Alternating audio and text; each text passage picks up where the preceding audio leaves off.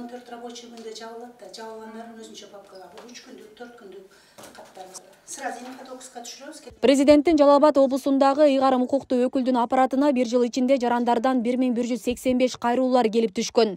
Талапка ылайык арыз каттар өз мүнөтүндө катталып 1 күн ичинде жетекчиликке кириши керек. Жыйынтыгында узагы дегенде 14 күнгө чейин катка жооп берүү каралган. Биз инфотокус менен эле чектелип калбай, сөзсүз түрдө чыгарып алабыз, каттарды чыгарып, мисалы үчүн ошол 1 күнгө келген 1185 каттын 81 каты аткарылууда турат. Бизде аткарылууда турган каттарды биз мындай кылып печатты коюп, өзүбүзгө чыгарып алабыз.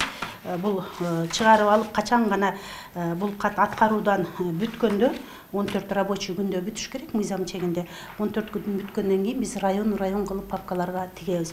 Бул атайын папка кылып алганбыз, бул жашыл папкабыз, бул күнүмдүк аткарыла турган биздин ишибиз.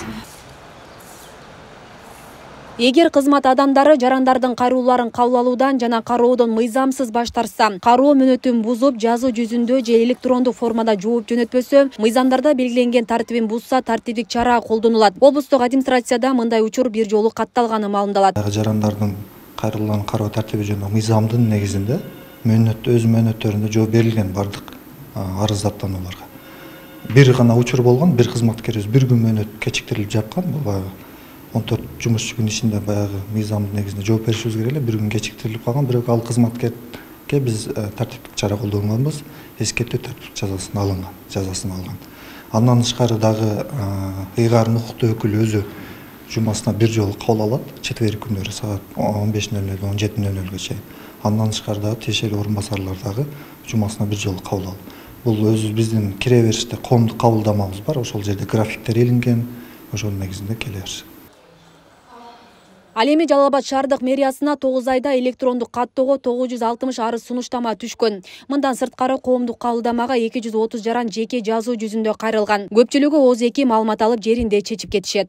Бул жерде курулуштун тармагына кирет. Ошол эле асфальт, лоток коюп берүү, жанагы свет столба коюп берүү, мисалы үчүн, анан материалдык жардам берүү, анан үй боюнча турак жай бериңиздер деп келет.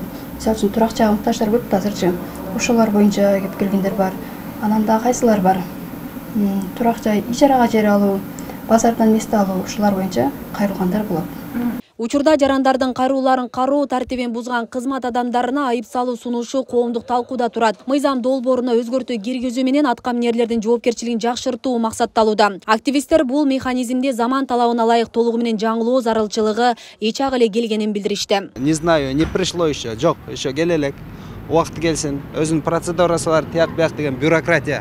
Ошо катып калган бизде. Бюрократия деген бир оорубуз бар да. Анан эми биз келгенден кийин биз бүт бардыгыбыз зарыгып, өзүбүздүн жумушубузду батыраак бүтүрүп алганга кызыктарбыз да. Андыктан ошол атайын бөлүнгөн бир мөөнөт ичинде аткарылыш керек да. Мен айтар элем, даже ошол бөлүнгөн мөөнөттү деле 2 эсеге кыскартып туруп, батыраак аткарылыш керек бар жумуштар. Ошондо мындай загруженность деп коет го, мисалы ишканадагы иштеген кызматкер дагы өзүнүн жумушун так аткарат, интенсивдүү түрдө аткарат. Экинчиден келген киши, зарыгып келген киши дагы өзүнүн жумушун батыраак бүтүрүп кетүүгө мүмкүнчүлүк алат да. Ошол милиция органдарына арыз жазса, кайрылуулар болсо, алар тараптан жооп жок, эмне болду, маселеси канча чечилди билбейбиз дегендер бар да. Ошол эле учурда мына биз адвокат, юрист болуп туруп, биздин каттарыбызга деле жооп албай калгандарыбыз бар да. Почтадан жиберип койдук деп коет, бирок баягы акырын издеп келсеңиз, почтадан жиберген эмес болот да. Аны унутуп калыппыз, муну жибербей коюптур деп, анан башка шылтоолор кылып ошону жүрүшө берет да.